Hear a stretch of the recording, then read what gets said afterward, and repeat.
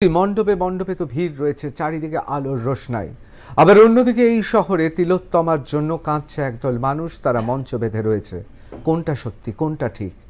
কোনটা ঠিক? উৎসব চলে এসেছে না তিলোত্তমা এখন প্রতিবাদে প্রতিবাদে মুখর? কোনটা ঠিক? এ নিয়ে অনেকেরই প্রশ্ন রয়েছে আরো অনেক কিছু নিয়ে।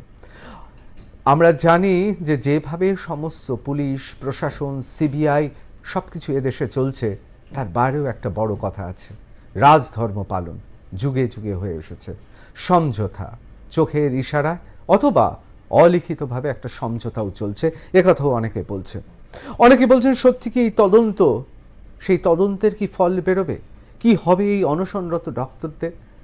যারা জুনিয়র ডাক্তাররা যারা লড়াই করছেন, সত্যি কি তারা ক্রমশ পেয়ে বসেছে বলে লড়াই করছে, নাকি তারা লড়াই করছে তার পেছনে সত্যি যথার্থ কোনো কারণ আছে, নাকি 2026 পর্যন্ত বিধানসভা নির্বাচন পর্যন্ত কোথাও এই সরকারকে হেনস্থা করার চেষ্টা চলছে? এইসব প্রশ্নগুলো উঠেছে। এইসব প্রশ্ন নিয়ে আজকে আলোচনা করব বিশদে। আমি একটু আজকে জানিয়ে রাখি, বাংলা জানতে চাইতে একেবারে প্রাক উৎসব চলেই এসেছে। বাংলা জানতে চাইতে কারা কারা আছেন? রয়েছেন সোমনাথ সিংহ রায়, রাজনৈতিক বিশ্লেষক। তবে তিনি স্পষ্টভাবে মনে করেন রাজ্য পশ্চিমবঙ্গ খুব সুন্দরভাবে চলছে, পুলিশ প্রশাসন এবং রাজধর্ম বজায় রয়েছে। আমাদের সঙ্গে রয়েছেন সত্যজিৎ বন্দ্যোপাধ্যায়, প্রাক্তন ডিসি, প্রাক্তন পুলিশ কর্তা। সত্যজিৎ বন্দ্যোপাধ্যায় বিভিন্ন সময় বিভিন্ন জটিল কেস, খুন থেকে শুরু করে বিভিন্ন ধরনের ষড়যন্ত্র তিনি আমাদের সামনে তুলে ধরেছেন, সুতরাং তিনি খুব গুরুত্বপূর্ণ আজকের দিনের জন্য। আমার সঙ্গে রয়েছেন প্রীতম দত্ত, তরুণ বিজেপি মুখপাত্র, বিজেপি নেতা।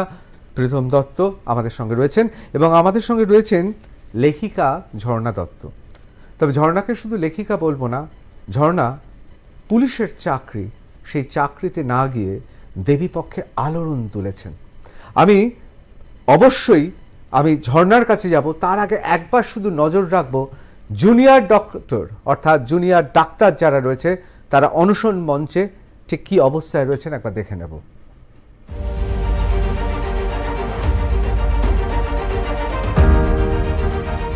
আরজিকর কাণ্ডে বিচার এখনো অধরা। আরজিকর ঘটনার প্রতিবাদ ও ডাক্তারদের বেশ কয়েক দফা দাবি নিয়ে জারি রয়েছে আন্দোলন মিছিল।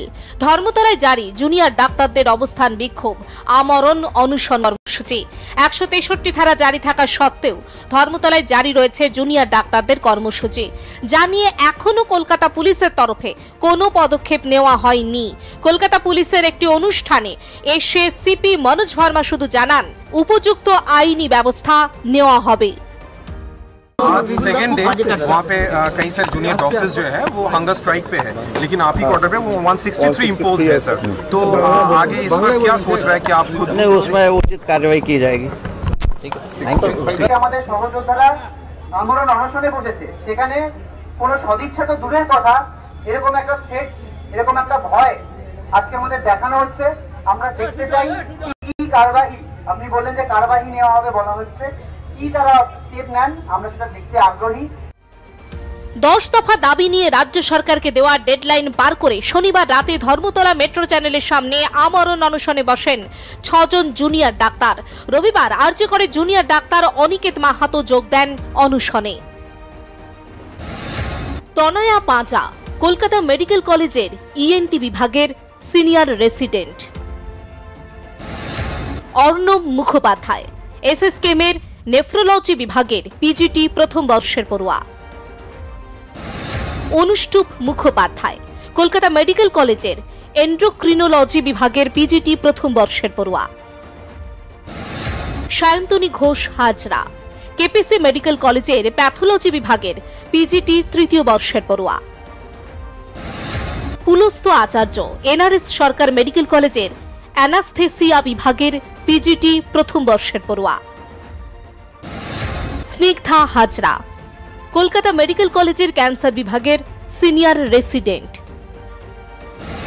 অনিকেত মাহাতো আরজিকর মেডিকেল কলেজের অ্যানাস্থেসিয়া বিভাগের পিজিটি তৃতীয় বর্ষের পড়ুয়া।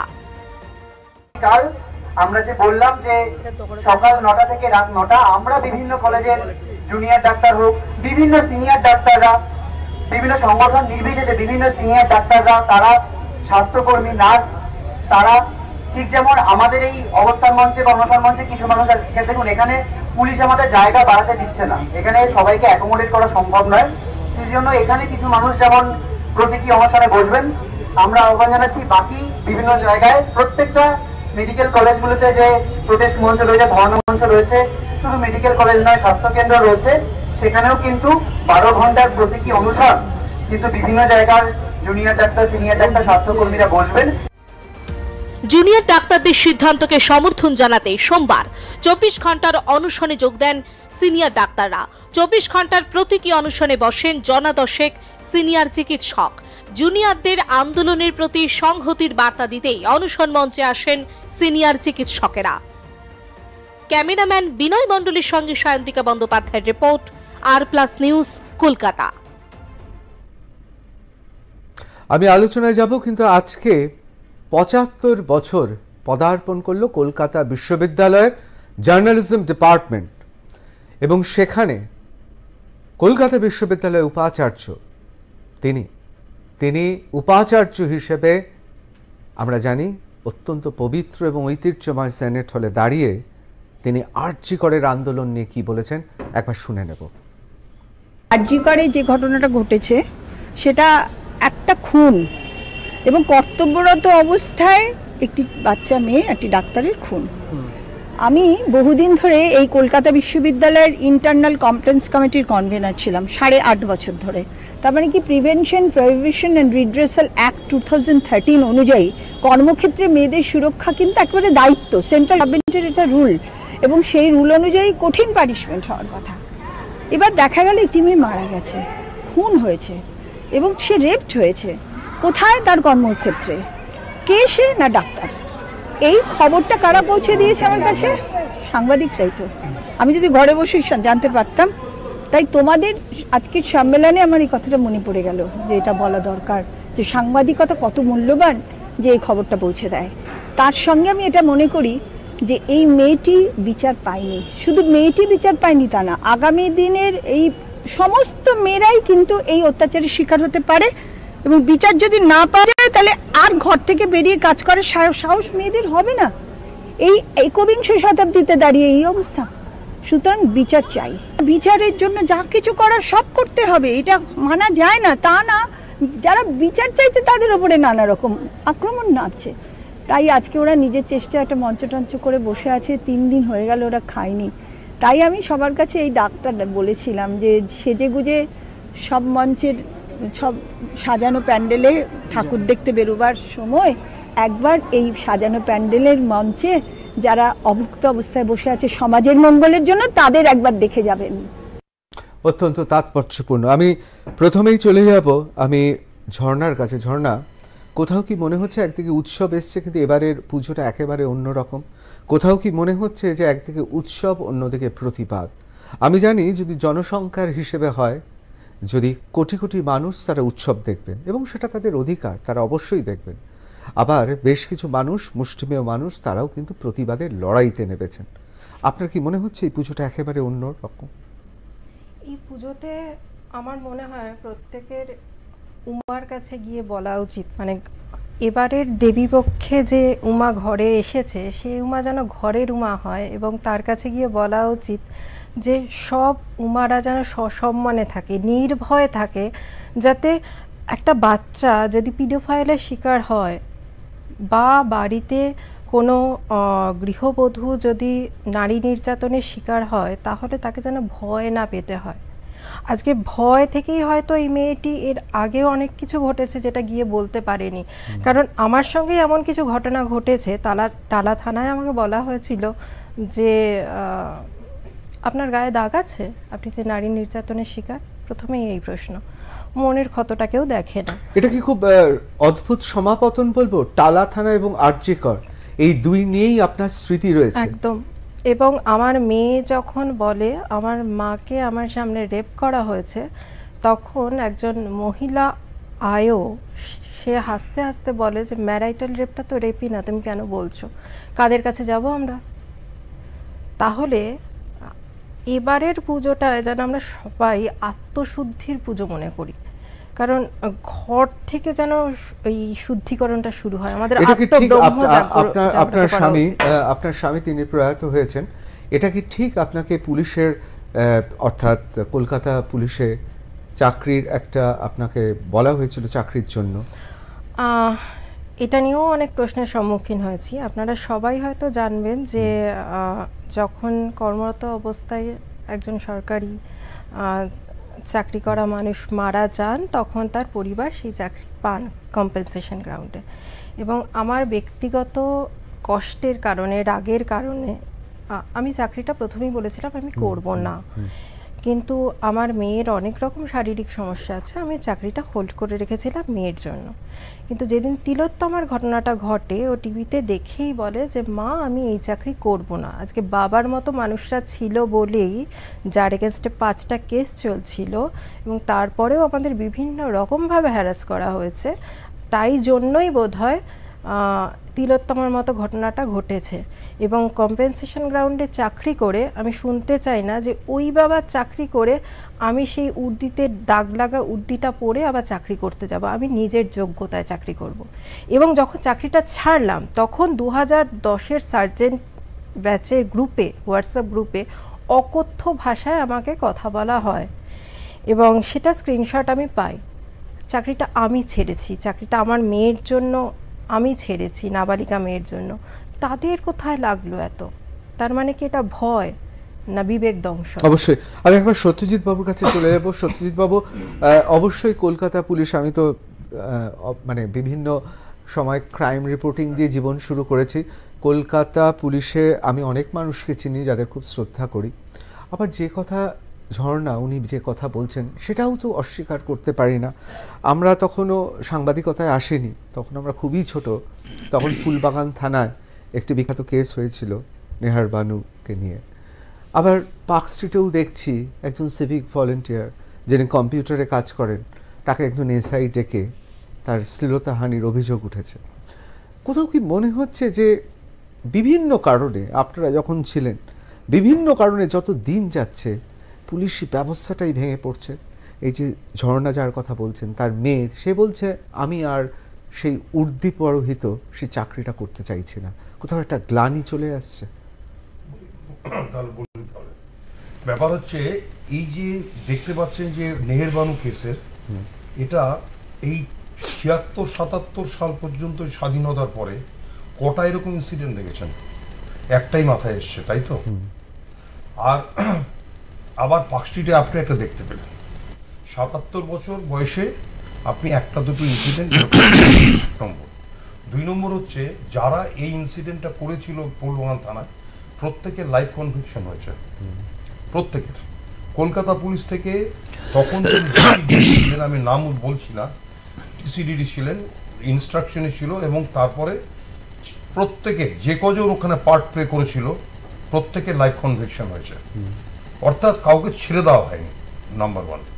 নাম্বার 2 হচ্ছে পার্ক স্ট্রিটের ঘটনায় যিনি, আমি নাম উচ্চারণ করছি না, যে সাব ইন্সপেক্টর হয়েছে তাকে তার এগেনস্টে কেস রুজু করা হয়েছে এবং তিনি ব্যাংশাল কোর্ট থেকে CMM, chief metropolitan magistrate court থেকে আজকে জামিন পেয়েছেন। অর্থাৎ এটা নয় যে ক্রাইম হলে কলকাতা পুলিশে কিংবা পুলিশের ছেড়ে দেওয়া হলো, এরকম স্পিড নয়। আমি আমার যিনি পাশে বসে আছেন ম্যাডাম বললেন, আমি ঘটনা এরকম নয়, ঘটনাটা ব্যাপার হচ্ছে যে অ্যাপয়েন্টমেন্ট পাওয়া, চাকরি রিফিউজ করা এক জিনিস। ধরুন আপনি বললেন আমি না আইপিএস নেব না, আমি তখন আপনাকে প্রশ্ন করব যে ঋতুব্রত আপনি কি আইপিএস পেয়েছিলেন, হাতে অ্যাপয়েন্টমেন্ট পেয়েছিলেন? আপনি কোথায় জয়েন করার জন্য আপনাকে ডাইরেকশন দেওয়া হয়েছিল?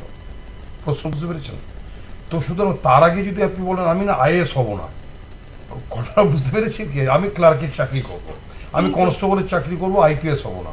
তো ঘটনা আমি এই না বলে দিই, এই এভিডেন্স দুটো নিয়ে এসেছি যে আমরা কিন্তু ওখানে একটা আপনাকে একটা কথা জিজ্ঞেস করি, আপনার কি অ্যাপয়েন্টমেন্ট দেওয়া হয়েছিল গভর্নমেন্ট অফ ওয়েস্ট বেঙ্গল থেকে? কম্পেনসেশন গ্রাউন্ডে কি আলাদা করে অ্যাপয়েন্টমেন্ট দেওয়া হয়? হ্যাঁ নিশ্চয়ই। না, আমাকে চাকরি করতে গেলে তাকে অবশ্যই অবশ্যই আমি কনভারসেশনে যাচ্ছি না, এটা বলে দিই আর কি। ব্যাপারটা হচ্ছে সব আপনি চাকরি পাওয়া মানে হচ্ছে you will get the appointment yes. From the government of অবশ্যই। কিন্তু সত্যজিৎ বাবু, আপনি যে কথাগুলো বলছেন আইনের কথা, আমি অনুভূতির কথা বলছি, যে কোথাও কি মনে হচ্ছে এই যে বাচ্চা মেয়েটি, ঝর্ণার যে মেয়ে, সেও তো এই জুনিয়র ডাক্তারদের থেকেও ছোট, আমার মনে হয়, তাই তো? ঝর্ণা ছোট তো, সেখানে দাঁড়িয়ে একটি মেয়ে, নতুন প্রজন্মের, সে বলছে না আমি পুলিশের চাকরিতে যাব না। কোথাও কি বলছে যে একটা, আমি অনুভূতির কথাটা বলছি, খারাপ হচ্ছে কি? অনুভূতির জন্য 1.5 লাখ পিটিশনার, পোস্ট হচ্ছে 1000, বুঝতে পেরেছেন? অনুভূতি শেষ। 1.5 লাখ পিটিশনার, তারা দৌড়চ্ছে রেসকোর্সের ময়দানে, মহিলারা ছেলেরা দৌড়চ্ছে। ওই টাইমের মধ্যে যদি না হয় 5 সেকেন্ড 5.5 সেকেন্ডের মধ্যে, তাহলে আপনি বাদ চলে যাবেন, কারণ 1000 জনের মধ্যে আপনাকে আসতে হবে। আমি কিন্তু ওই পরিবার থেকে এসেছি এবং এই আমাদের ব্যক্তিগত সিদ্ধান্তের জন্য 2010-এর ওই ব্যাচে ওই ঘৃণ্য ভাষায় ওই লেখার পরে আমি যখন সিপিকে মেল করি, তার বিরুদ্ধে কি সিদ্ধান্ত নেওয়া হলো, আলাদা ব্যাপার। এটা আলাদা সেন্টিমেন্টাল ব্যাপার। শুনুন, ব্যাপারটা হচ্ছে আপনি যেটা বলছেন না, যে এটা কি কেউ চাইছে না চাকরি করতে চাইছে না, তার পরিপ্রেক্ষিতে এটাই বললাম যে পিটিশনার 1.5 লাখ, অ্যাপয়েন্টমেন্ট কত পাবে? 1000। ওই দৌড়চ্ছে রেসকোর্সের ময়দানে, আপনি দেখলে অবাক হয়ে যাবেন গর্বের। অবশ্যই। কিন্তু সত্যজিৎ বাবু, এই যে রিটেন পরীক্ষা, সত্যজিৎ বাবু, তারপরে সত্যজিৎ বাবু, এই যে ধরুন টালা থানার যিনি ওসি, তাকে ব্যক্তিগতভাবে তো দীর্ঘদিন ধরে কাজ করতে গিয়ে আমি তো জানি, আমি কিন্তু ব্যক্তিগতভাবে বলছি, অভিজিৎ বাবুকে কিন্তু আমি খুব মধ্যবিত্ত মূল্যবোধের মানসিকতার একজন মানুষ মনে করতাম। এখন তদন্ত চলছে, আমি এই বিষয়ে কিছু বলবো না। আমি খুব হতবাক হয়ে গিয়েছি এই মানুষটিকে আজকে কোথাও সিবিআই এমন কিছু পেয়েছে, সেই অভিযোগে তো গ্রেফতার করেছে। কোথাও কি আপনার মনে হচ্ছে না, যেমন ঝর্ণাও বললেন এই টালা থানার বিরুদ্ধে তার ব্যক্তিগত অভিযোগ আছে, কোথাও আপনার মনে হচ্ছে না যে কোথাও একটা গলত তো আছেই কলকাতা পুলিশের? নয়তো সিবিআই এত বড় সাহস পায় যে সিবিআইকে কলকাতা পুলিশ কয়েকদিন আগে চ্যাংদোলা করে নিয়ে চলে গেল সিপির বাড়ির পাশ থেকে, মনে আছে তো? সেই মানে সিবিআই তো ভয় পায় কলকাতা পুলিশ। কমপ্লেন লেটার চলে গিয়েছিল সেই দিনই অ্যাকিউজডের পাশে। কনক্লুসিভ অর্ডার বলছি আর কি, এই টালা থানা এবং চিতপুর পুলিশ স্টেশন, এটা একটা থানা ছিল, সেটা চিতপুর থানা। আমি অবিভক্ত চিতপুর থানার চার্জে ছিলাম 95, 96, 97, ঠিক আছে? আমি আরজিকর সম্বন্ধে ওয়েলি কিউট, কারণ আমাকে অনেক ঝামেলা ওখানে পোয়াতে হয়েছে। দ্বিতীয় কথা, আপনি যার সম্বন্ধে নাম বলছেন টালা থানার যে ওসির সম্বন্ধে, আমি একটা কথা আপনাকে বলি। দেখুন, প্রথম কথা হচ্ছে যে যেই প্রশ্ন করতে ভুল হয়েছে, দুটো পয়েন্টে আটকে ছিল। এর আগের দিন আমি এটা নিয়ে মনে হয় 9 বার আপনার কাছে এইটার ব্যাপার বলেছি। দুটো পয়েন্ট এখনো কিন্তু ক্লিয়ার হয়নি, এখন পর্যন্ত জোর করে বলছি। সেটা হচ্ছে যে object of the murder, what was the intention of the murder, murder উদ্দেশ্য কি ছিল, এটা এখন পর্যন্ত বার করতে পারেনি কিংবা প্রকাশ হয়নি। আরেকটা হচ্ছে ডিসঅ্যাপিয়ারেন্স অফ দ্য এভিডেন্স, অর্থাৎ এভিডেন্সগুলো ডিসঅ্যাপিয়ার করে গেছে। ডিসঅ্যাপিয়ারেন্সের জন্য কিন্তু যিনি আপনি যে পুলিশ অফিসারের নাম বলছেন, তিনি হচ্ছেন disappearance of the evidence, tampering of the evidence, কিন্তু খুন এবং মার্ডারের জন্য হয়নি। সবচেয়ে অবাক হবেন, আপনার টিভিতে আজকে একটু দেখালো যে সেই কনসার্ন অফিসারের এগেইনস্টে কিন্তু চার্জশিট দেয়নি আজকে। চার্জশিটটা দিয়েছে শুধু সঞ্জয়ের নামে, দুজনের নামে কিন্তু এখনো চার্জশিট দেওয়া হয়নি, সাপ্লিমেন্টারি চার্জশিট দেওয়া হয়নি। দো দে আর বিন অ্যারেস্টেড, তাদের সাথে ক্লোজ ইন্টারোগেশন হচ্ছে, কিন্তু এখন পর্যন্ত চার্জশিটের মতো হয়নি। চার্জশিট যদি দিতে হয় কোন সেকশনে হবে, আগের যেটা সেকশন 201, অর্থাৎ প্রমাণ লোপের চেষ্টা, সেইটাতে যাবে। ঘটনা হচ্ছে যে যদি কোনো লোক, সাধারণ সরকারি অফিসার, তার সরকারি কাজ করতে গিয়ে সে যদি মেরুদণ্ড সিধে না করে কাজ করে, তার জন্য তাকে তো ছাড়া যায় না। না ছাড়া দেওয়ার জন্যই আজকে সিবিআই অ্যারেস্ট করেছে। অবশ্যই যে কথা সত্যজিৎ বাবু বলছিলেন, আমরা এক নজরে দেখে নেব চার্জশিটের ব্যাপারে। অনেকে ভাবছেন এই চার্জশিটটা মানে বোধহয় একজনকেই দায়ী করা হচ্ছে, আবার অনেকে ভাবছেন এই চার্জশিটটাই সব নয়। আমরা একবার দেখে নেব এবং অবশ্যই এই নিয়ে আলোচনা করব। আরজিকরের ঘটনায় চার্জশিট সিবিআইয়ের। খুনের 58 দিন পর চার্জশিট গঠন সিবিআইয়ের। চার্জশিটের মূল অংশটি প্রায় 213 পাতার। 200 জন সাক্ষীর বয়ানের ভিত্তিতে চার্জশিট গঠন। মূল অভিযুক্ত হিসেবে চার্জশিটে একজনের নাম, মূল অভিযুক্ত হিসেবে সঞ্জয় রায়ের নাম। চার্জশিটের নাম সন্দীপ ঘোষ ও অভিজিৎ মণ্ডলেরও। তথ্য প্রমাণ লোপাটের চেষ্টা করেছেন এই দুজন। চার্জশিটে উল্লেখ সিবিআইয়ের। খুব গুরুত্বপূর্ণ বিষয়, তার কারণ আমরা জানি কালকে এই দেশের খুব গুরুত্বপূর্ণ দুটি নির্বাচনের ফলাফল বেরোবে। তার আগে চার্জশিটে একজনের নাম, অনেকে বলছেন সারদা নারদা হয়ে যাচ্ছে না তো, তার কারণ সারদা নারদাতে আমরা জানি আমাদের অত্যন্ত প্রিয় শ্রদ্ধেয়, আমার ব্যক্তিগতভাবে তাকে আমি খুবই শ্রদ্ধা করি, LK আডবাণী এথিক্স কমিটি বসাতে পারেননি। শেষ বয়সে কোথাও তার সাদা ধুতিতে হয়তো একটা ছোট্ট কালো বিন্দু পড়েছে বলেন অনেকে মনে করেন। ঠিক সেই ঘটনা ঘটে যাচ্ছে না তো, তার কারণ দুটি রাজ্যে কালকে নির্বাচনের ফলাফল, তার আগে একজনের নামে চার্জশিট দিচ্ছে কেন্দ্রীয় এজেন্সি CBI। নারদা সারদা প্রতিধ্বনিত হচ্ছে না তো কোথাও। এই মুহূর্তে গোটা দেশ জুড়ে শাসক ভাবছে আমি কি দুর্বল, তাহলে কি কংগ্রেস এবং বামেদের ঠেকাতে কাউকে ফ্র্যাঞ্চাইজি দিতে হবে, সুবিধা করে দিতে হবে? কি বলবেন প্রীতম দত্ত? সেটা অলিক কল্পনা আপনি করতেই পারেন, আপনি সবসময় করেন, কিন্তু না, নারদা সারদা কিছু হয়নি তো। সিবিআই আছে দেখেই আপনার পার্থ চ্যাটার্জি জেলে আছে, সিবিআই আছে দেখে মানিকবাবু জেলে ছিল, তো এরকম সেটা আপনার মতামত। তো এবার সিবিআই আছে দেখেই আপনার মুখ্যমন্ত্রীর যে ভাইপো তার 10 কোটি টাকার সম্পত্তি অ্যাটাচ হয়েছে, সিবিআই আছে দেখেই এই যেই প্রফেসরকে মমতা ব্যানার্জি এখানে প্রফেসর করেছিলেন, মমতা ব্যানার্জির কাছে রিপোর্ট আসা সত্ত্বেও যে উনি বিদেশে গিয়ে একটা মনেস্টেশন কেসে জেলে ছিলেন, তারপর উনি ফেরার পর ওনাকে প্রফেসর করেছিলেন, তাকে সিবিআই অ্যারেস্ট করেছে। আর সিবিআই আরে আপনার মমতা ব্যানার্জির গুণধর পুলিশ যাদেরকে মেরুদণ্ড দিয়ে এসেছিল ডাক্তারবাবুরা, এবং তারপর মেরুদণ্ডটা ফেরত পেয়েছিল ডাক্তার পিটিয়ে, তো তাদের একজন অফিসার তাকেও অ্যারেস্ট করেছে আপনার সিবিআই। তো সিবিআই আছে দেখেই আমরা দেখতে পেয়েছি যে লালু প্রসাদ যাদব জেলে গেছে, তারপর বেল পেয়েছে, আবার বাইরে আছে, আবার হয়তো জেলে যাবে, এগুলো আইনি প্রক্রিয়া। কিন্তু সিবিআইয়ের কাজটা করছে, এখানে ওই কেচ প্যারট সিবিআই না, এটা কংগ্রেস আমলে ছিল। তো আপনি আপনার তথ্য দিচ্ছেন, সেটা কোনো বিয়ে না, কিন্তু সিবিআইয়ের মতো কাজ করছে, এবং আজকে প্রায় 50 দিনের উপরে আজকে ওনারা চার্জশিট পেশ করে দিয়েছেন, যেখানে আপনার কলকাতা পুলিশ বলে দিয়েছিল হয়ে গেছে, ডান, 1 সপ্তাহ ফাঁসি দিয়ে দেবো, করে দেবো, এই করে দেবো, সেই করে দেবো। কলকাতা পুলিশের বাইরে তো কিছু করতে পারলেন না। না, কে করতে পারলো না সেটা দেখুন, কি করতে পারলো না, সুমোটো কেস, আমার আপনার না, সুপ্রিম কোর্টে ভয় পায় কেন কলকাতা পুলিশকে? চ্যাংদোলা করে তুলে দারুণ, এটা আপনার ব্যাপক ন্যারেটিভ, এটা চিন্তা করেন, এটা একবার মুখ্যমন্ত্রীকে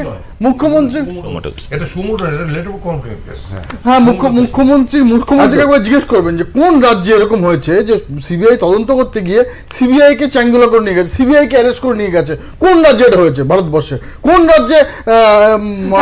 কিন্তু কোনো এমন অবস্থা যে এই রাজ্যে তো কিছু করতে পারছে না কেন্দ্র সরকার। না, আপনার মনে হচ্ছে করার কি আছে, আইনের দেখুন ওই যে মুশকিলটা কি বলতো, আপনার মনে হয় ব্যানানা রিপাবলিক চালান, তো আমাদের করার কিছু নেই, করাটা পুরোটা আইনের মাধ্যমে হবে। আমাদের ভারতবর্ষে ডেমোক্রেসি আছে, ডেমোক্রেসিতে একটা কনস্টিটিউশন আছে, এটা কোনো মমতা ব্যানার্জি তৃণমূলের আপনার সিন্ডিকেট বাহিনী নয়, তার ডেমোক্রেসি আছে, ডেমোক্রেসির কনস্টিটিউশন অনুযায়ী কাজ হচ্ছে, তো কনস্টিটিউশন অনুযায়ী তার আইন আছে, আইন অনুযায়ী কাজ হচ্ছে, এখানে তো কেউ জোর করে করতে পারবে না। যেরকম এর আগে কংগ্রেস সরকার, এটা কি সারদার মতো হয়ে যাবে? না, সেটা আপনার ন্যারেটিভ আছে, আমি জিজ্ঞেস করছি ন্যারেটিভ কাকে বলে? আমি তো একদম মানে দেখুন সারদা নারদাতে কি হয়েছে না হয়েছে সবটাই সুপ্রিম কোর্টে চলছে। আজকে ওই রোজবেলি বলে একটা ছিল, তারও টাকা আজকে ফেরত দিচ্ছে, সেটা ইডি আছে বলেই টাকা ফেরত পাচ্ছে লোকজন, অলরেডি তার শুরু হয়ে গেছে। তো সুতরাং ওই ন্যারেটিভটা বলবেন না, সারদা নারদাতে কি হয়েছিল না হয়েছিল কোর্টে বিচারটা হচ্ছে, কোর্টে সেটা বলছে, সেটার সাথে বিজেপির কোনো সম্পর্ক। অবশ্যই আমি একবার সোমনাথদার কাছে যাবো। সোমনাথদা, একদিকে ভারতীয় জনতা পার্টি বিরোধী দলের মুখপাত্র, তিনি বলছেন যে সিবিআই দারুণ কাজ করছে, অন্যদিকে মানুষ বলছেন, আমরাও দেখছি যে কলকাতা পুলিশ তদন্ত করে যা করেছে তার থেকে বেশি কিছু তো এখনো অবধি পাইনি। অবশ্যই সত্যজিৎদার কাছে আমি যাব, তার কারণ এটা ভাবা ভুল কথা, এটাই চূড়ান্ত, এর পেছনেও আরও অনেক কিছু থাকতে পারে, কারণ তদন্তের গতি প্রকৃতি এবং প্রামাণ্য তথ্য, এবং যেহেতু প্রত্যক্ষদর্শী নেই বা থাকলেও যদি কোনো এভিডেন্স থাকে সেগুলোও বিচার্য, এগুলো আমি পরে আসবো। কিন্তু সোমনাথদা কি মনে হচ্ছে যে তাহলে এই যে এত বিরোধিতা, আরজি করের ঘটনাকে নিয়েই তো বিরোধিতা, একে নিয়েই তো ভোট দখল, রাত দখল, বুথ দখলটা ছেড়ে দিয়ে বাদ বাকি সব দখল আর কি, এইখানে দাঁড়িয়ে আপনার কোথাও কি মনে হচ্ছে যে কালকে নির্বাচনের ফলাফল বেরোনোর আগে কোথাও একটু স্বস্তি পেল পশ্চিমবঙ্গ সরকার, এবং এর মধ্যে কোথাও একটা অঙ্ক রয়েছে? না, প্রথমেই কলকাতা পুলিশকে ধন্যবাদ জানাই, তার কারণ সিবিআই যে চার্জশিট পেশ করেছে তাতে আপনারা দেখাচ্ছেন না, তাতে লেখা হয়েছে মর্ত অবস্থায় ধর্ষণ করেছে সঞ্জয় রায়, এবং সঞ্জয় রায় একমাত্র কালপিট। এতদিন ধরে আমরা শুনে এসেছিলাম প্রমাণ লোপাট হয়েছে, একমাত্র কালপিট হয়েছে। হ্যাঁ, এক মিনিট, তুমি বলবে না, আমি তুমি বলে গেলে আমি কিন্তু একবারও কথা বলিনি, শুনতে অভ্যস্ত হও প্লিজ। তো একমাত্র এখনো লেখেনি, ঠিক আছে, সেটাই এটা খুব মানে লাইভে বলা যায় না। ওকে ওকে, একমাত্র আমি আমার কথাটা বলে দিই, আপনার কথা বলুন, কোনো আপত্তি নেই আমার। একমাত্র কালপিট মত্ত অবস্থায় দর্শন করেছেন এবং খুন করেছেন। এতদিন ধরে আমরা বলে শুনে এসেছিলাম তদন্ত লোপাট হয়েছে, এতদিন ধরে শুনে এসেছিলাম ঠিক করে ময়না তদন্ত হয়নি, এতদিন ধরে শুনে এক মিনিট ফার্স্ট চার্জশিট অনুযায়ী কথা বলছি আমি, পরবর্তীকালে যখন বলবেন তখন ডেফিনেটলি মেনে নেবো সেদিন। আজকে আমি ভুল বলছি, কিন্তু আপাতত যে চার্জশিট তার বেসিসে আমাকে অন্তত বলতে দিন। এতদিন আমরা বলে এসেছি বিনীত গোয়েল দোষী সাব্যস্ত ছিল। আরে ইয়ার, আপনি বলুন। না বলে নিন, আমি জানি আপনারা শুনতে অভ্যস্ত নন, বলুন। এতদিন ধরে বলে এসেছি বিনীত গোয়েল চক্রান্ত করেছে, তাই প্রমাণ লোপাট হয়েছে। আজকে সিবিআই এর চার্জশিটে কোথাও এই ধরনের বিনীত গোয়েল কিংবা লোপাট করেছে এবং সঞ্জয় রায়ের সাথে আরো 5 জন জড়িত আছে এই ধর্ষণে, কোথাও কিন্তু প্রমাণ সিবিআই সেটা উল্লেখ করেনি। কলকাতা পুলিশকে ধন্যবাদ, তারা মাত্র কয়েক ঘন্টার ভিতরে প্রধান দোষীকে তারা সেদিন গ্রেপ্তার করেছেন।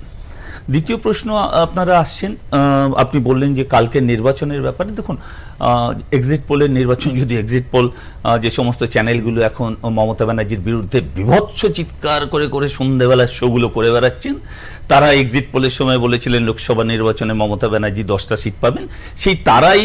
সুতরাং এক্সিট পোলের উপর কতটা ভরসা করা যায় জানি না, তবে এক্সিট পোলের উপর ভরসা করেই বলছি, দুটো জায়গা হরিয়ানা এবং জম্মু কাশ্মীর দুটোতে জায়গাতেই হয়তো বিজেপি সরকার সরে যাচ্ছে, ক্ষমতায় আসছে না, কিন্তু তার সাথে আমার মনে হয় না পশ্চিমবঙ্গ রাজনীতির কোন রকম কোন সংযোগ আছে। তার কারণ আমাকে বলতে না, রাইট, জাতীয় রাজনীতি কোন ক্ষেত্রে গুরুত্বপূর্ণ। ভারতীয় জনতা পার্টিকে, কংগ্রেসকে এবং বামেদের হাঁটাতে, সেটা আম আদমি পার্টি হোক, তৃণমূল কংগ্রেস হোক বা অন্যান্য পার্টি হোক, তাদের তো কাছে রাখতেই হবে, তা নাহলে কংগ্রেস তো অপ্রতিহত হয়ে যাবে। এবার আপনাকে বলি, তৃণমূল কংগ্রেসের কোনো দায়বদ্ধতা নেই যে বিজেপি গভর্নমেন্টকে দিল্লি সরকারে রাখা। মমতা ব্যানার্জিকে আপনি দীর্ঘদিনের সাংবাদিকতা করছেন, সঞ্জীববাবুও দীর্ঘদিনের, প্রীতম অনেক ছোট আমাদের থেকে। আপনারা জানেন যে মমতা ব্যানার্জির প্রথম এবং শেষ কিন্তু এজেন্ডা একটাই, পশ্চিমবঙ্গ, পশ্চিমবঙ্গ এবং পশ্চিমবঙ্গ। পশ্চিমবঙ্গের মানুষদের জন্য উনি শেষ লেভেল পর্যন্ত লড়াই করতে পারেন। এখানে কারোর সাথে কোনো আন্ডারস্ট্যান্ডিং মমতা ব্যানার্জি করবেন না, করবেন তখনই যদি পশ্চিমবঙ্গের স্বার্থ সেক্ষেত্রে পরিপূর্ণ হয়।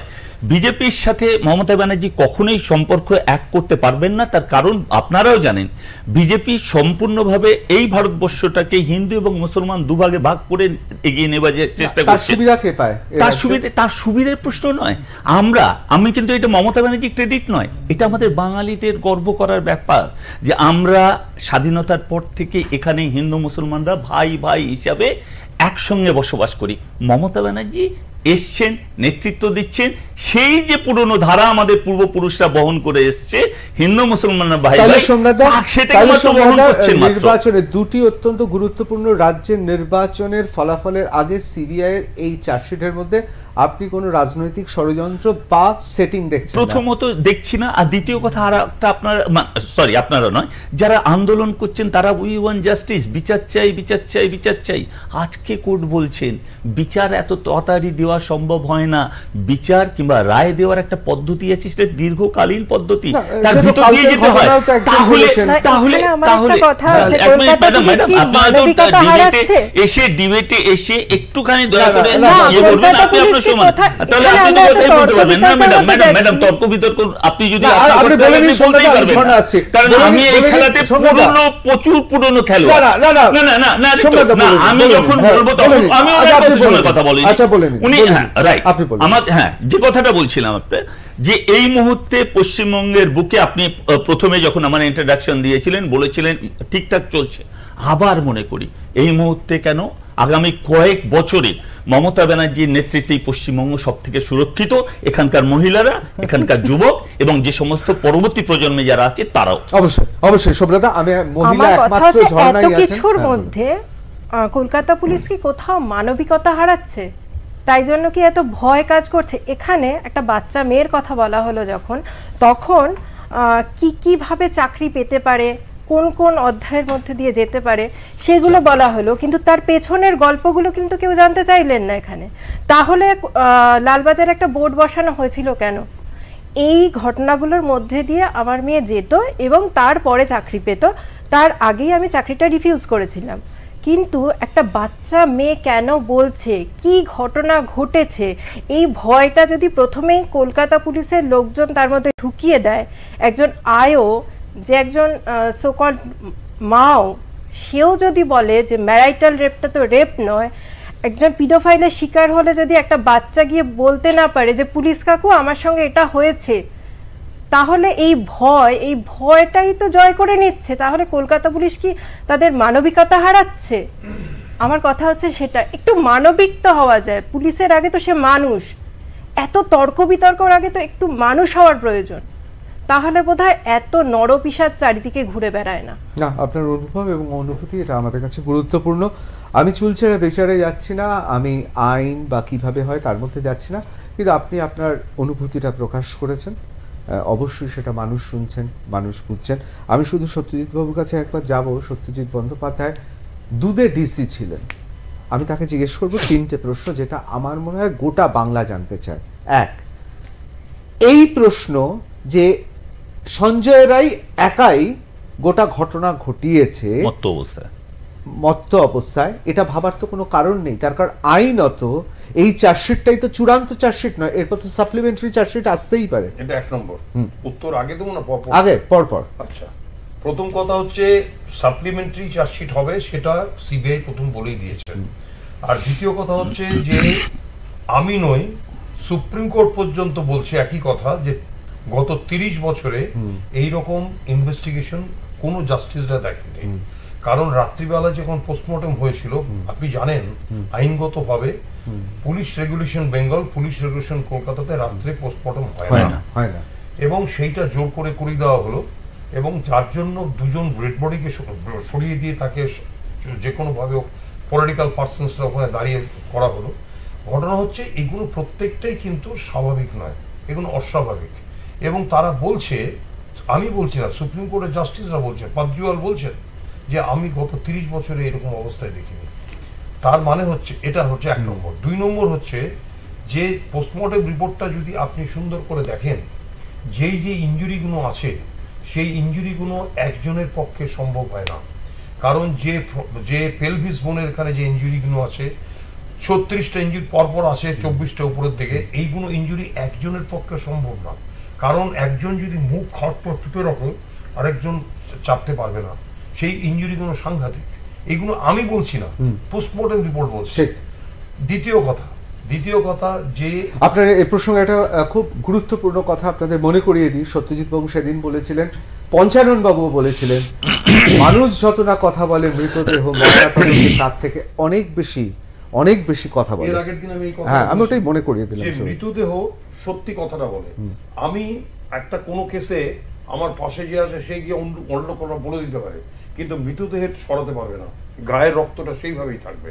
সুতরাং পোস্টমর্টমটাকে আমরা এইসব যখন কন্ট্রোভার্সি হয়, তখন আমরা বলি 2-3 বার করে কন্ট্রোভার্সি পোস্টমর্টম করাতে। কারণটা হচ্ছে 2-3 জায়গায় করে।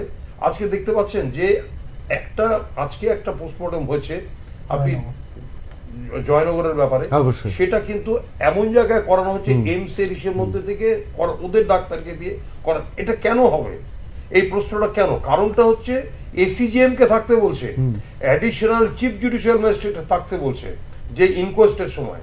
আমি আপনাকে ঋতব্রত আবারও একবার বলি, স্মরণ করে, এটা যদিও বলেছি আপনাকে আমি একবার, আমি কলকাতা পুলিশের দক্ষিণ কলকাতা এবং মধ্য কলকাতার স্পেশাল এক্সিকিউটিভ ম্যাজিস্ট্রেট ছিলাম, in addition to my own rank, এবং প্রচুর আমাকে ইনকোয়েস্ট করতে হয়েছে, প্রচুর, মানে একটা দুটো নয়, প্রচুর। আমি নিজে রেপ উইথ মার্ডার কেসের যে বাচ্চা মেয়েটা ফরমিনের, আমি ওদের হ্যাং করিয়ে দিয়েছিলাম, মানে ফাঁসির সাজা করিয়ে দিয়েছিলাম, কড়াইয়া থানার বিখ্যাত কেস, 93 কেস। আমি এই প্রত্যেকটা ইনভেস্টিগেশন, প্রত্যেকটা ইনকোয়েস্ট, পোস্টমর্টেম ভাবে দাঁড়িয়ে দেখতে হতো যে কোথায় কি হচ্ছে না হচ্ছে। আজকে প্রশ্ন হচ্ছে যে ডেড বডি যখন পিএমএ যাচ্ছে, তারপরে যখন ক্রিমেশনে যাচ্ছে সেখানে তার বাবার সই মাস্ট আছে, তাকে দ্বিতীয় ব্লাড রিলেশন, সেখানে একজন পলিটিক্যাল নেতা সই করে দিচ্ছে। আমাদের প্রশ্ন হচ্ছে পলিটিশিয়ানরা এগুলোর মধ্যে যে ঢুকে যে নাস্তানুবোধ করে দিচ্ছে, এটাই সাংঘাতিক অবস্থায় গেছে। এরা যদি না যেত তাহলে মনে হয় অনেক কিছু ভালো হতো। দ্বিতীয় কথা, সন্দীপ ঘোষ যে একটা কালপ্রিট, সেটা মনে হয় আমার বক্তব্যের মধ্যে বলার দরকার নেই। আপনি ওর নামে যে কেসগুলো এবং যা যা বেরোচ্ছে অবাঞ্ছিত ভাবে, এবং 9 তারিখে ওর যা বডি মানে ওয়েট ছিল, apart from is physical weight, minded, আবারও সেই লাইনটা বলছি, আপনি সেদিন বলছিলেন ফিজিক্যাল ওয়েট আর বডি ওয়েট, সেই 9 তারিখের বডি ওয়েট সাংঘাতিক ছিল। যে পলিটিক্যাল প্রেশার, যা তার 1 ডাকে 40টা ডাক্তার ডাকতে পারে, তার মানিটারি ব্যাকগ্রাউন্ড, তার পড়াশোনা, সে প্রিন্সিপাল অফ এ কলেজ, তার বডি ওয়েট সাংঘাতিক apart from is physical weight. এই ফিজিক্যাল বডি ওয়েটের সামনে আপনি যাদের নামগুলো বলছেন পুলিশ হয়ে, তারা জিরো হয়ে গেছে। তখন আমাদের মতন যদি শক্তিশালী লোক থাকতো ওখানে, আমরা প্রথমেই বলতাম যে প্লিজ কাম আউট, আপনি ঢুকলেন কিভাবে ওখানে, ইউ নো দ্য ফ্যাক্টস, যে আপনি ক্রাইম সিনটাকে ডিস্টার্ব করতে পারেন না। আপনি দুটো প্রশ্নের উত্তর দিয়ে দিয়েছেন, আমি তৃতীয় প্রশ্ন শুধু বলছি। সেই ক্ষেত্রে ময়না তদন্ত, প্রমাণ লোপাট এবং তার অবশ্যই তার সঙ্গে সঙ্গে আরো কেউ যুক্ত থাকতে পারে, এগুলো যেমন রয়েছে, তার পাশাপাশি কোথাও কি সত্যজিৎদা এতদিনের আপনার অভিজ্ঞতা, আর আপনি কি একটু নৈপক্ষিক নিরপেক্ষ, বরং আপনি কোনো কেন্দ্র সরকার, রাজ্য সরকার, কোনো রাজনৈতিক দলের সঙ্গে নেই, আপনি বিশ্বাস করেন যে এই ঘটনা একা একটা মানুষ করতে পারে? একটা মানুষের পক্ষে সম্ভব না, সেটা এক্সপার্টরাই বলছে, আমি বলছি না, সুপ্রিম কোর্ট বলছে, যারা জাস্টিস তারা বলছেন, আমি নয়। তাদের কথাগুলো মানতে হবে। যাদের এই যে পোস্টমর্টম রিপোর্ট দেখলে বুঝবেন সাংঘাতিক অবস্থা। একটা লোককে দেখুন, একটা ডেড বডি যখন থাকে, ডেড বডির উপরে যখন তারপরে সেই ওই রকম ভাবে মানে চশমা ঢোকানো, চুল আঁচড়ানো, জুতো সাজানো, এরকম থাকবে না, কারণ অবিন্যস্ত থাকবে সব। সেই যে টেম্পারিং অফ দ্য এভিডেন্স, এগুলো তো প্রত্যেকটা জিনিস চোখে এসছে। আর দ্বিতীয় কথা হচ্ছে যে এগুলো সবই ক্লিয়ার হয়ে যেত যদি এই যে সন্দীপ ঘোষ যে অন্যায়টা করেছে প্রথম থেকে, সেই অন্যায়টা হচ্ছে প্রথমে উনি তো এসছেন কখন। আচ্ছা, আরেকটা কথা, খুব ভাইটাল কথা বলে, এইটা আপনাকে কোনোদিন বলিনি, সেটা হচ্ছে এই সন্দীপ ঘোষরা বলছেন যে আমি 11টার সময় এসেছি, কিন্তু ওদের টাওয়ার লোকেশন দেখাচ্ছে 8টার আগে, সকাল 8টার আগে। বুঝতে পেরেছেন? যন্ত্র মিথ্যে কথা বলবে না, এইটা হচ্ছে ব্যাপার। তো সুতরাং উনি ওখানে দেখে সবাইকে ডাকছেন, নর্থ বেঙ্গল সবাইকে ডাকছেন। এখন প্রশ্ন হচ্ছে সে কন্ট্রাডিকশন মেলাতে পারছে না, যে আপনি তো মুখে, তার আগে ভিডিও কনফারেন্স নিয়ে নেওয়া হচ্ছে, স্টেটমেন্ট যে আপনি কটা এসেছেন 11টায়, এবার দেখা যাচ্ছে সামঞ্জস্য পাওয়া যাচ্ছে না। প্রত্যেকটাতে আপনাকে এই যে দেখা যাচ্ছে, এইগুলো প্রত্যেকটা জিনিস সন্দীপ ঘোষ উত্তর দিতে পারবে না। অবশ্যই খুব সুন্দরভাবে বললেন, প্রত্যেকটাই টেম্পারিং অফ দ্য এভিডেন্স। অবশ্যই খুব সুন্দরভাবে বললেন। মৃতদেহ এবং যন্ত্র, তারা তো মিথ্যা কথা বলতে পারে না, তাদের তো কোনো রাজনৈতিক সমীকরণ নেই, তারা তো কিছু চায় না, তাদের তো উচ্চাসা নেই, যা সত্যি তাই বলবে। আমি একবার সোমনাথদার কাছে চলে যাবো। সোমনাথদা, সিবিআই আজকে চার্জশিটে আপনার কি মনে হচ্ছে যে তদন্তটা সত্যি ঠিকমতো এগোচ্ছে? না, আমি তার আগে একটা কথা বলি, পুলিশের মানবিক দিকের কথা আপনাদের আলোচনার ভিতরে উঠে আসছে। আমি এই মুহূর্তে পশ্চিমবঙ্গের বুকে দুর্গাপুর উৎসব চলছে, যে সমস্ত পুলিশরা সারা রাত ধরে আমাদের এই জনঢল নিয়ন্ত্রণ করে, তাদের বাড়িতে পুজো হওয়ার সময় কিন্তু তারা তাদের ছেলে, বউ, মেয়ে,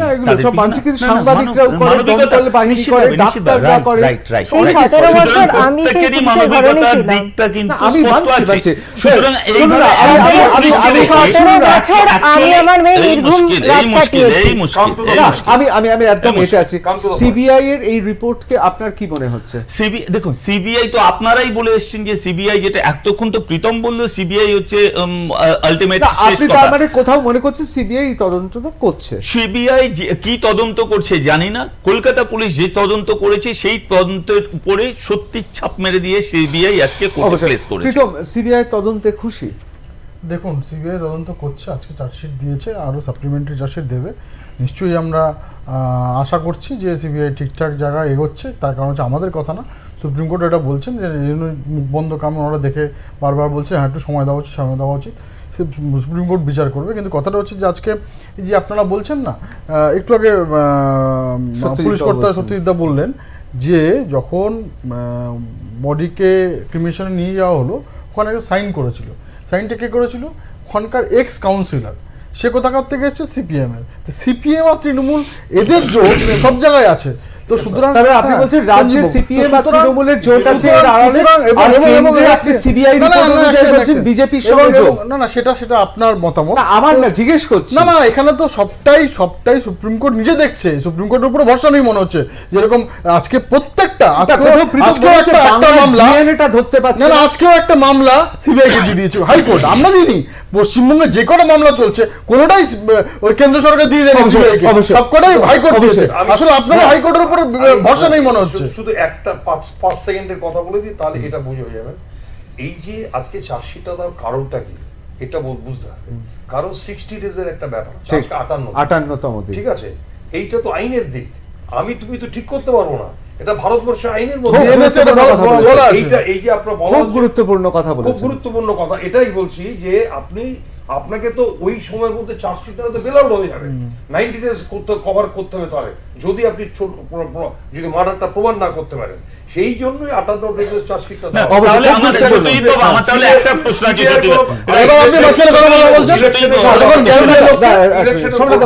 আমার একটা কোশ্চেন আছে। তার মানে কি সিবিআই আজকে যে চার্জশিটটা দিয়েছে সেটা ভুল হতে পারে? না, ভুল কেন বলছি? আমার কাছে বলুন না, এটা কি ভুল হতে পারে? আমি 9 মাস পরে পোস্টমর্টম রিপোর্ট পেয়েছিলাম, তাও প্রে করে 9 মাস পরে পিএম রিপোর্ট পেয়েছি। আপনার প্রয়াত স্বামী তার মৃত্যুর যে ময়নাতদন্ত রিপোর্ট, সেই রিপোর্ট আপনি ব্যক্তিগতভাবে বিশ্বাস করেন? একদম না। সেটা আরজি করেই হয়েছিল? আরজি করেই হয়েছিল, টালা থানাতেই অভিযোগ হয়েছিল। আমাদের কেসটা চলছিল টালা থানা, এবং সবার শেষে আমাকে খবর দেওয়া হয় যেখানে আমাদের লিগাল সেপারেশন ছিল না, যেখানে আমাদের ডিভোর্স কেস চলছিল না, তার এগেনস্টে 5টা কেস চলছিল। এবং বলা হয় আমি নাকি বডি প্রথম আইডেন্টিফাই করি, যেখানে আমি বডি দেখিনি। তাহলে আপনি বলছেন যে সেখানে আপনার এবং পচা গলা দেহ উদ্ধার হলো, কলকাতা পুলিশে একজন কর্মরত অফিসার তার খোঁজ খবর নেবে না তার ডিপার্টমেন্ট, গন্ধ বেরোনোর পরে। এবং আপনারা তখন বাইরে ছিলেন? আমরা 2022-এর 6 জুলাই বেরিয়ে আসি, 2023-এর অগাস্টে উনি মারা যান। এবং কবে আপনি ময়নাতদন্ত বিশ্বাস করেন না? আপনি একদম না, একদম বিশ্বাস। আমি ব্যাপারটা জিনিসটা বুঝতে হবে, এটা পলিটিক্যাল ব্যাপার না, কিন্তু এটা আইনের ব্যাপার। একটা পোস্টমর্টম রিপোর্ট পেতে গেলে হোয়াট ইজ দ্য প্রসিডিওর এটা জানতে হবে। প্রসিডিওরটা হচ্ছে আপনাকে একটা লালবাজারের হেডকোয়ার্টারে যেতে হবে, ওখানে একটা 5 টাকার ফর্ম আছে, ফর্মেটটা ফিল আপ করতে হবে। ফিল আপ করার পর ওটা ডিসি হেডকোয়ার্টার কাছে যাবে, জয়েন্ট সিবি হেডকোয়ার্টার, ওটা যাবে হচ্ছে থানাতে যাবে, লোকাল থানায় যাবে, লোকাল থানা থেকে ওটা কালেকশন করা হবে, কালেকশন করার পর ওসি ওটা অ্যাটেস্টেড করবে, করার পর ডিসি হেডকোয়ার্টার কাছে আসবে। এই পরপর যে ডিসি এই যে প্রসিডিওর, এটা ল্যাপসেস। আরেকটা কথা হচ্ছে, ধরুন আপনি যদি মনে করেন যে আপনার এইটাতে আপনি স্যাটিসফাইড নন, হতে পারে তো স্যাটিসফাইড নন, তাহলে তার প্রসিডিওর আছে। অবশ্যই অবশ্যই তার পদ্ধতি আছে, কিন্তু ইনভেস্টিগেশন হলো না। কিন্তু ঝর্ণা, আমাদের সময় একেবারে শেষ, পদ্ধতি আছে নিশ্চয়ই, পদ্ধতি আমার একটা লাইন বলা আছে। হ্যাঁ না কিন্তু হ্যাঁ বলো না, একটু আগে সোমনাথদা বলছিল না যে খুব ভালো নাকি চলছে, তো এই উৎসবে নাকি সব ফিরে গেছে, সোমনাথ দ্বারাই ফিরেছেন। তো যাই হোক, তো আমি একটু উৎসবের বিবরণ দিচ্ছি। মহালয়া বাসড্রোনি ঘটনা, 14 বছরের ছেলে। দ্বিতীয়া নিউ টাউন, 16 বছরের মেয়ে। তৃতীয়া আপনার জয়নগর, 10 বছরের বাচ্চা, সেটারও ওই ময়নাতদন্ত মানেনি, শেষ পর্যন্ত চতুর্থী পটাশপুর গৃহবধূ। আসলে কি বলুন তো, এইটা হচ্ছে মানে উৎসব হচ্ছে, উৎসব মানে উৎসব হচ্ছে। তার কারণ হচ্ছে মমতা ব্যানার্জি যেখানটায় নিয়ে যাচ্ছেন, সেই জায়গাটায় ওনার কোন একটা যেখানে এখানে প্যান্ডেল যাচ্ছেন সেখানে সিসিটিভি বসে যাচ্ছে কয়েক ঘন্টার মধ্যে, অথচ হসপিটালগুলোতে বসানো যাচ্ছে। যেই কথাগুলো বলা হচ্ছে এগুলো কিছুটা পলিটিক্যাল টাচ আছে। আমি তো জানেন চিরকাল আমি পলিটিক্সের বাইরে আছি, তবে দুটো কথা বলে রাখি। আপনি যেটা দিয়ে শুরু করেছিলেন, আজকের সাবজেক্ট ওয়াজ ভেরি গুড, আপনি অনেক চিন্তা ভাবনা করে এই সাবজেক্টটা নিয়েছিলেন। আমি চাকরিতে এসেছি 48 বছর আগে, 75-76-এ। এই যে চাকরিরত অবস্থায় এই 48 বছরে আমি এইরকম অদ্ভুত পরিস্থিতি কোনোদিন দেখিনি। মা দুর্গার পুজো হচ্ছে, ঢল নেমেছে, একদিক দিয়ে ডাক্তারবাবুকে যারা আমরা ভগবান ডাকি তারা এক জায়গায় অনশনরত রয়েছেন, আবার কালকে আরেকটা টিম অনশন করবে, কালকে আরেকটা বিচারের জন্য আবার বেরোবে, আরেকটা টিম চলে যাচ্ছে। একটা লাইন বলবো, এইবার দুর্গাপুজোতে যে কটা তৃণমূলের নেতাদের পুজো না, আপনি সব জায়গায় দেখবেন একটা করে অবয়ব আছে এবং সেখানে জাস্টিস ফর আরজিকর বলা আছে সব জায়গায়। আপনি যে আজকে সাবজেক্টে নিয়েছিলেন, আপনি প্রথমেই একটা লাইন দিয়ে উচ্চারণ করেছিলেন ঋতুব্রত, যে সত্যি এবছরের মতন যে আমরা যে আবহাওয়াটা তৈরি হয়েছে, আমি আপনাদের এখানে যারা রয়েছেন তার মধ্যে সবচেয়ে সিনিয়র আমি বয়সে অন্তত, তো তাতে আমি কিন্তু কোনোদিন এইরকম 48 বছর চাকরিতে আমি কিন্তু দেখিনি যে এইরকম পুজো হচ্ছে। অবশ্যই অবশ্যই আপনাদের বলে রাখি, একটা অন্য রকম সময় এসেছে। প্রদীপের তলায় সবচেয়ে বেশি অন্ধকার থাকে। এখন প্রশ্নটা হচ্ছে, আলোর রোশনাইটাই প্রদীপ, বাদবাকিটা অন্ধকার, নাকি ঠিক উল্টোটা? এটা অবশ্যই আপনাদের গণতান্ত্রিক অধিকার, আপনারা আপনাদের মতো বিবেচনা করবেন, আমি কোনো কিছু চাপিয়ে দেব না। কিন্তু একটা প্রশ্ন আপনাদের জানিয়ে রাখি, যে যারা ঊর্ধ্ববাহু তুলে নাচছেন যে সঞ্জয় রায় একাই দোষী, তাদের বলে রাখি সাপ্লিমেন্টারি চার্জশিট আসবে। এটা কেন জানেন? খুব সুন্দরভাবে সত্যজিৎবাবু বলেছেন, আমার পরীক্ষার প্রথম ঘন্টার মধ্যে আমাকে ঐচ্ছিক প্রশ্নের উত্তরপত্র দিতে হবে। ইচ্ছে করলে না না, আমি বলছি ধরুন একটি পরীক্ষা দিচ্ছি, 3 ঘন্টার পরীক্ষা, তাতে নিয়ম হচ্ছে ঐচ্ছিক অর্থাৎ অবজেক্টিভ প্রশ্নের উত্তর আমাকে প্রথম 1 ঘন্টার মধ্যে দিতে হবে। কিন্তু আমাকে প্রথম 1 ঘন্টায় যদি আমি ঐচ্ছিক প্রশ্নের উত্তর না দিতে পারি, তাহলে আমার পরীক্ষাটাই বাতিল হয়ে যাবে। সেক্ষেত্রে আমি কি পুরো উত্তর লিখে 3 ঘন্টার উত্তর লিখে 1 ঘন্টায় দেব? না, আমি ঐচ্ছিক বিষয় যেটুকু পেয়েছি আগে আমি 1 ঘন্টায় দিয়ে আরো 2 ঘন্টা সময় নেব। সুতরাং আরো সময় রয়েছে। অ্যাডিশনাল সাপ্লিমেন্টারি চার্জশিট আসবে আরো অনেক তথ্য। ধরে নিলাম যদি সত্যি আমাদের অনেকের আশঙ্কা সত্যি হয়, তাহলেও জেনে রাখবেন নেতাজি সুভাষচন্দ্র বোস থেকে শ্রী শ্রী চৈতন্যদেব মহাপ্রভু, তাদের অন্তর্ধান রহস্য আজও রহস্যাবৃত। তাই বলে রাষ্ট্রও পারেনি চাপিয়ে দিতে কোনো তত্ত্ব। সুতরাং তিলোত্তমা বলুন, অভয়া বলুন, বিচার চায় গোটা বাংলা, এই বিষয়ে কোনো সন্দেহ নেই। আমি আশা করি যে পুজোর সময় যেসব মানুষরা বেরোচ্ছেন অবশ্যই আনন্দ করবেন। জীবন সব সময় দুঃখের নয়, সেখানে আনন্দেরও প্রয়োজন আছে। আবার যারা প্রতিবাদ করছেন তারাও অরণ্যে রোদন করছেন না।